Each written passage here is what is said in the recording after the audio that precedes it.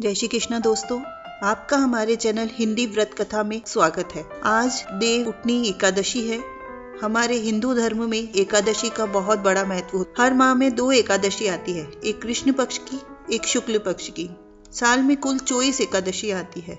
कार्तिक मास के शुक्ल पक्ष में पड़ने वाली एकादशी को देव उठनी एकादशी के नाम से जाना जाता है। इसे देवोत्थान एकादशी, प्रबोधनी एकादशी भी बोला जाता है। इस दिन भगवान शालिग्राम और माता तुलसी का विवाह किया जाता है। देव उठनी एकादशी की कहानी सुनने से, व्रत करने से मोक्ष की प्राप्ति होती है, वैकुंठ में वास मिलता है, बुरे से बुरे किए हुए कर्म भी शुद्ध हो जाते हैं, माफ हो जाते हैं। तो आइए सुनते हैं देव उठनी एकादशी व्रत कथा। प्राचीन काल में एक राजा के राज्य में एकादशी के दिन सभी लोग व्रत करते थे। किसी को अन्न देने की मनाही थी। एक दिन दूसरे राज्य का एक व्यक्ति राजा के दरबार में नौकरी मांगने आया। राजा ने कहा, नौकरी मिलेगी, लेकिन शर्त है कि एकादशी के दिन अन्न नहीं मिलेगा। नौकरी के लालच में उसने शर्त मान ली। एकादशी के दिन उसने भी फलाहार किया, लेकिन उसकी भूख नहीं मिटी। उसने राजा से कहा कि उसे खाने के लिए अन्न दिया जाए, फल से उसकी भूख नहीं मिटेगी, वह भूख के मारे मर जाएगा। तब राजा ने अपनी शर्त याद दिलाई, लेकिन वो नहीं माना। तब राजा ने उसे चावल, दाल, आटा आदि दिलाया। वह रोज की तरह नदी में स्नान करने के बाद भोजन बनाने लगा। खाने के समय उसने एक थाली भोजन निकाला और ईश्वर को भोजन के लिए आमंत्रित किया। उसके निमंत्रण पर भगवान विष्णु पीताम्बर वहां आए और भोजन किया।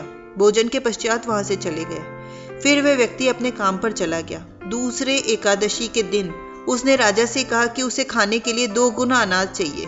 तो राजा ने कारण पूछा तो उसने बताया कि पिछली बार वह भूखा रह गया था, उसका भोजन भगवान ने कर लिया था। ऐसे में उतने सामान में दोनों का पेट नहीं भरता। राजा आश्चर्य में पड़ गया। उसे उस व्यक्ति की बात पर विश्वास नहीं हुआ। तब उसने राजा के साथ चलने को कहा। एकादशी के दिन नदी में स्नान करने के बाद उस व्यक्ति ने वापस से भोजन बनाया। फिर एक थाल में खाना लगाकर भगवान को बुलाने लगा, लेकिन वे नहीं आए। ऐसा करते हुए शाम हो गई। राजा एक पेड़ के पीछे छुपकर सब कुछ देखता रहा। अंत में उसने कहा कि भगवान आप नहीं आओगे तो मैं नदी में कूदकर अपने प्राण दे दूंगा। भगवान को न आता देखकर वह नदी की ओर जाने लगा। तब भगवान प्रकट हुए और उसे ऐसा नहीं करने को कहा।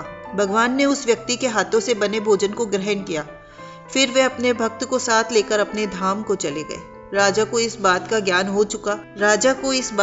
हो चुका था कि आडंबर और दिखावे से कुछ नहीं होता। सच्चे मन से ईश्वर को जो याद करता है, भगवान उसी को ही दर्शन देते हैं, उसी की ही मनोकामनाएं पूरी करते हैं। इस ज्ञान की प्राप्ति के बाद वह भी सच्चे मन से व्रत करने लगा।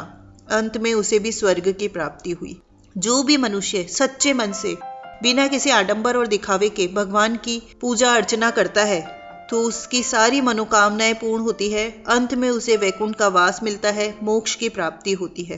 तो बोलिए भगवान विष्णु की जय हो, राई दामोदर की जय हो। तो दोस्तों, आपको हमारी ये कहानी अच्छी लगी हो तो प्लीज़ लाइक करें, कमेंट करके हमें प्रोत्साहित करें और हमारे चैनल को सब्सक्राइब करें। धन्यवाद।